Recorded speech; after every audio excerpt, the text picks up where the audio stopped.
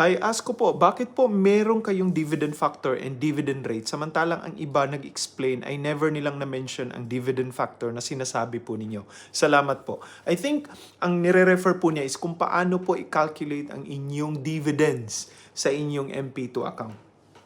Marami pong paraan paano po ninyo iyon i-calculate.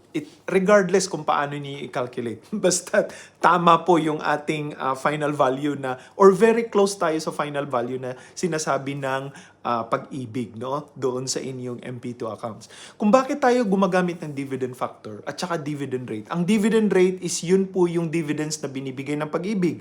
Ang dividend factor, ginagamit yun dahil iba-iba ang hulog, no? Iba-iba ang buwan ng paghulog ninyo sa inyong MP2 account. Kaya ina-account natin kung kailan siya naihulog doon sa account ninyo to calculate the dividend properly. Yan po ang dahilan.